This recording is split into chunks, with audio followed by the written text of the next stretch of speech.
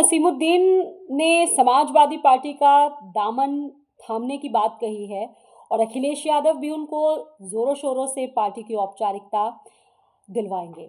कभी कहा जाता था कि समाजवादी पार्टी में मुस्लिम अगर चेहरा सबसे बड़ा है तो वो आजम खान है, लेकिन वर्तमान में सभी जानते हैं कि वो जेल में है और उनके खिलाफ आईपीसी और सिविल के मामले में बहुत सारे मामले जो हैं वो कोर्ट में विचाराधीन चल रहे हैं।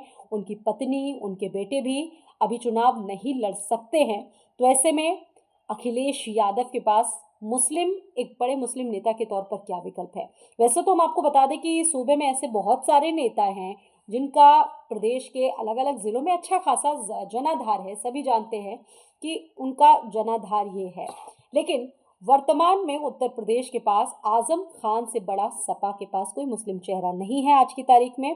लेकिन ये भी सच हम आपको बता रहे हैं कि कई जिलों में ऐसे नेता हैं जो ठीक ठाक वोट दिला सकते हैं और उत्तर प्रदेश में मुस्लिम वोट आज की तारीख में सपा के साथ बहुत मजबूती से खड़ा है। ये सभी जानते हैं क्योंकि उनको पता है कि सपा ही वो पार्टी है जो आज की तारीख में भाजपा को हराने का दम रखती है, शिकस्त देने का दम रखती है।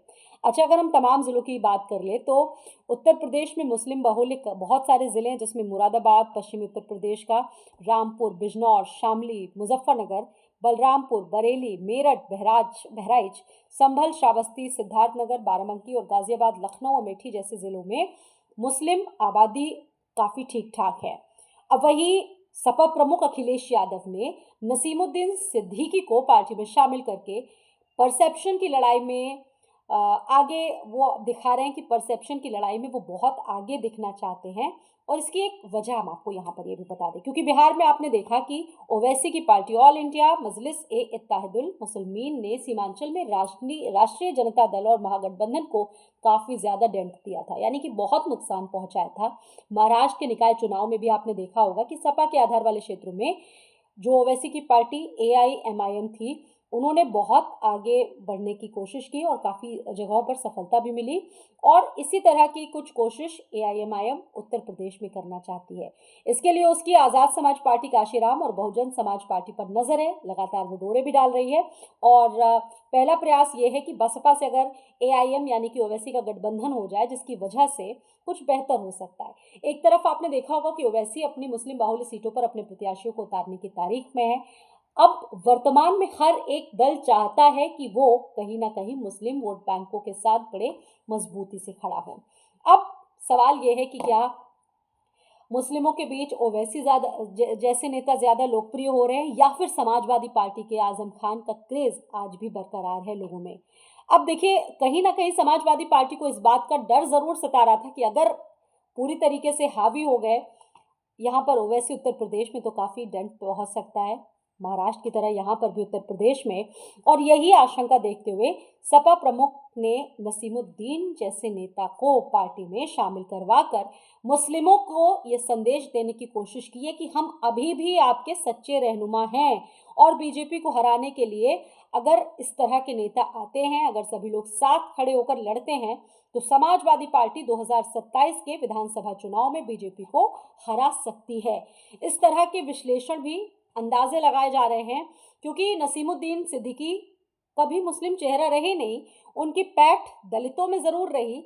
और समाजवादी पार्टी नसीमुद्दीन सिद्दीकी को पार्टी में शामिल करके मैसेज देना चाहती है कि वो बीजेपी को हराने के लिए लोग उसके साथ जुड़ रहे हैं। अब सवाल यहाँ पर यह है कि 27 चुनाव में ओवैसी अगर लड़े तो क्या समाजवादी पार्टी को नुकसान होगा, क्या होगी स्थिति? क्योंकि लगातार यहाँ पर पैठ बरकरार है। आपने देखा होगा कि अभी पिछले कुछ चुनाव में ओवैसी को ठीक ठाक सीटें भी मिली और काफ़ी अच्छा प्रदर्शन ओवैसी की पार्टी में ने किया। 2024 में भी हम लोकसभा चुनाव में सपा और कांग्रेस ने महागठबंधन के तौर पर मिलकर चुनाव लड़ा। समाजवादी पार्टी को उस वक्त भी मुस्लिम वोटों का भारी समर्थन मिला, जिससे पार्टी ने अभी तक की सबसे बड़ी जो चुनावी सफलता है हासिल की। अब सवाल यह है कि 2027 विधानसभा चुनाव में दोनों पार्टियां ऐसी बैनर तले उतरने की तैयारी में है, लेकिन मुस्लिम वोट बैंक पर खतरा लगातार बरकरार है। ओवैसी की AIMIM ने महाराष्ट्र निकाय चुनाव में 125 से ज्यादा सीटें जीती है।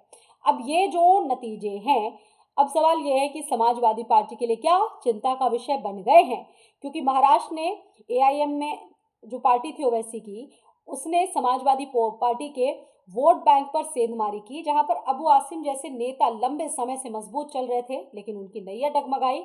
ओवैसी ने खुलकर अखिलेश यादव का विरोध किया, निशाना साधा और कहा कि मुस्लिम नेतृत्व आगे आएगा तो अखिलेश यादव की दुकान बंद हो जाएगी। इस तरह की बातें ओवैसी ने अखिलेश यादव के लिए की।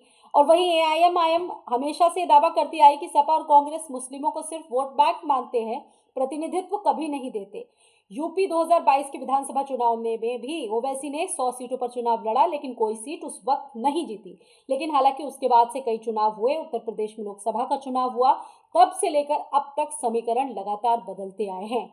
अब सवाल यह है कि शायद अखिलेश यादव या समाजवादी पार्टी को इसी बात का डर सता रहा था, इसलिए उन्होंने एंट्री इस तरह के बड़े नेता की पार्टी में करवाई। अब इसका कितना फायदा मिल पाता है?